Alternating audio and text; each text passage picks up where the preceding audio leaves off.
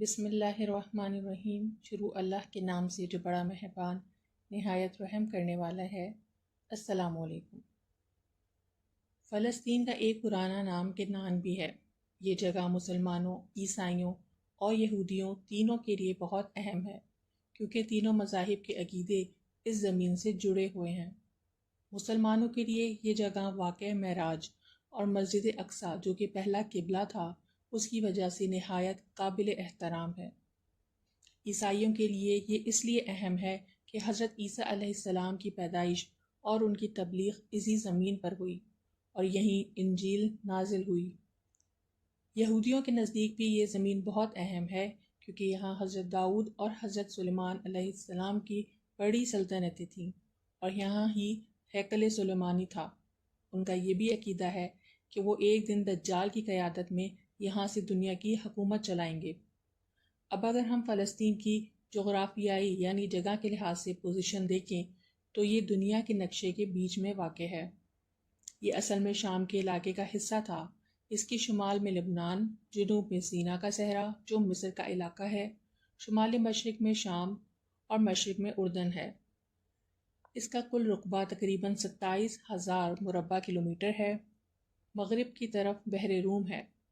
فلسطین کے مسائل اس وقت شروع ہوئے جب 20ویں صدی کے شروع میں دنیا بھر سے یہودی یہاں آنے لگے، حالانکہ وہ دنیا کے کسی اور پرامن اور غیر متنازع علاقے میں بھی رہ سکتے تھے، مگر ان کی صہیونی تحریک کا مقصد ہی یہی تھا کہ وہ فلسطین میں آ کر اپنی ریاست بنائیں۔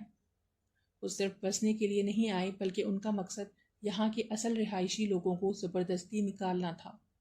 اس مقصد کے لیے انہوں نے کئی غلط، غیر قانونی اور ظالمانہ طریقے اپنائے۔ ان دو عالمی جنگوں کے درمیان انہوں نے خلافت عثمانیہ کو ختم کروایا اور پھر مئی 1948 میں اسرائیل کے نام سے اپنی ریاست کے قیام کا اعلان کر دیا۔ اب سوال یہ پیدا ہوتا ہے کہ فلسطین کے اصل باشندوں کو زبردستی نکال کر ایک یہودی ریاست قائم کرنا اور اس پر اپنا مذہبی اور تاریخی حق جتانا کہاں تک درست ہے؟ جب ہم تاریخ کا مطالعہ کرتے ہیں تو ہمیں معلوم ہوتا ہے کہ یہودی یعنی بنی اسرائیل کبھی بھی فلسطین میں ہمیشہ کے لیے آباد نہیں رہے۔ بنی اسرائیل کا مطلب ہے حضرت یعقوب علیہ السلام کی نسل۔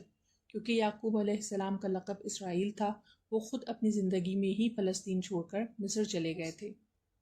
بعد میں حضرت موسیٰ علیہ السلام کی قیادت میں اللہ نے انہیں دوبارہ فلسطین میں داخل ہونے کا موقع دیا، مگر انہوں نے جہاد سے انکار کر دیا۔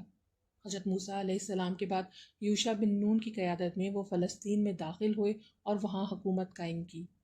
فلسطین کی قدیم تاریخ بتاتی ہے کہ یہاں یہودیوں کے آنے سے پہلے مختلف قومیں آباد تھیں، جن میں سب سے پہلے فینیقی قوم تھی جو کہ تقریباً 3000 قبل مسیح سے شمالی فلسطین کے سمندری کنارے آباد تھی۔ یہ لوگ ماہر تاجر، ملا اور تحریری نظام کے موجد سمجھے جاتے تھے۔ ان کے بعد دوسری قوم کنعانی عرب تقریباً 2500 قبل مسیح سے فلسطین کے مرکزی علاقوں میں آباد ہوئے، جنہوں نے زراعت، تجارت اور شہروں کی بنیاد رکھی۔ پھر جزیرہ کریٹ یعنی یونان کے قریب لوگ، ایک جزیرہ سے آئے ہوئے لوگ تقریباً 1200 قبل مسیح کے بعد یافا اور غزہ کے درمیانی علاقوں میں بس گئے۔ کنعانیوں نے ان نئے آنے والے لوگوں کو فلسطینی کہا اور پھر یہی نام آہستہ آہستہ پورے علاقے کے لیے مشہور ہو گیا۔ اس سے ظاہر ہوتا ہے کہ یہ سرزمین بہت پرانی تہذیبوں کا مرکز رہی ہے اور اصل فلسطینی یہی قدیم قومیں تھیں، نہ کہ یہودی۔ یہ بات خود یہودیوں کی کتابوں میں بھی لکھی گئی ہے کہ کنعانی اور لاطینی لوگ اس سرزمین کے اصل رہائشی تھے۔ جب یہودیوں کی حکومت رہی تو ان لوگوں سے مسلسل لڑائیاں ہوتی رہیں، لہٰذا تاریخی طور پر بھی یہ ثابت ہوتا ہے کہ یہودی اس زمین کے اصل اور پرانے باشندے نہیں تھے۔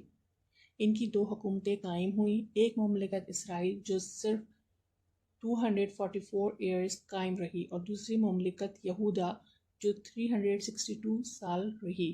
ان کی بدعملی، اخلاقی گراوٹ اور شرارتوں کی وجہ سے انہیں فلسطین سے نکال دیا گیا اور وہ دنیا بھر میں بکھر گئے۔ پھر جب فلسطین میں یہودیوں کی تعداد کم ہو گئی اور عیسائیت پھیلنے لگی تو زیادہ تر مقامی لوگ عیسائی ہو گئے۔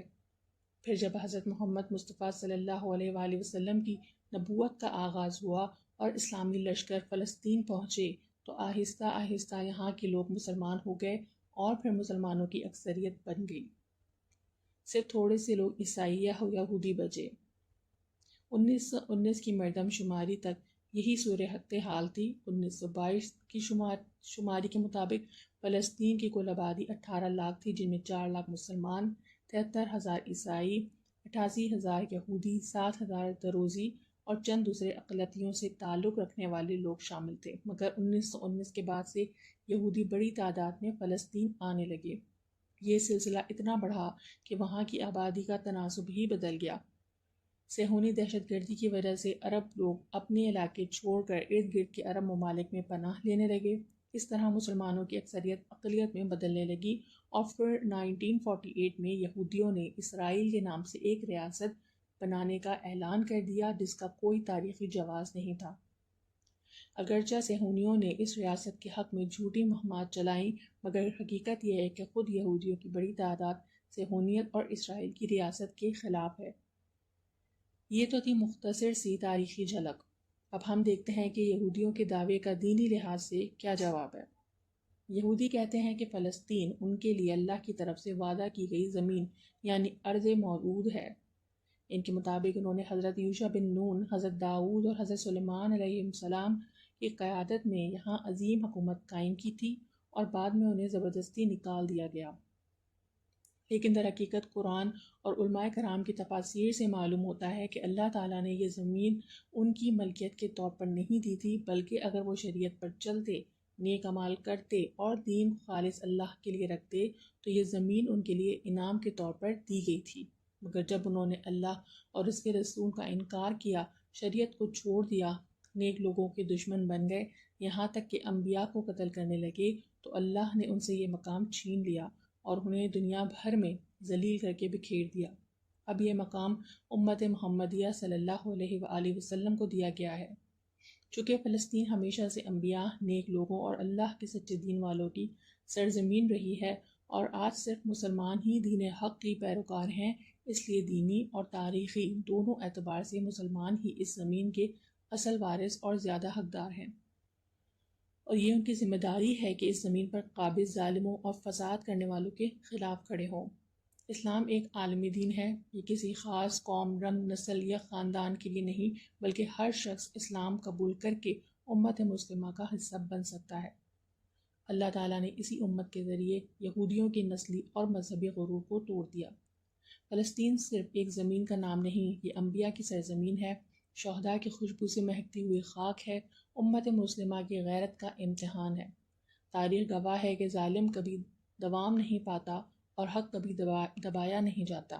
آئیے دعا بھی کریے، شعور بھی پھیلائیں اور مظلوموں کی آواز بنیں، کیونکہ فلسطین آج بھی ہمیں پکار رہا ہے۔ اگر ویڈیو پسند آئی ہو تو ہمارے چینل کو سبسکرائب کریں اور اپنے دوستوں کے ساتھ شیئر کیجیے۔ السلام علیکم۔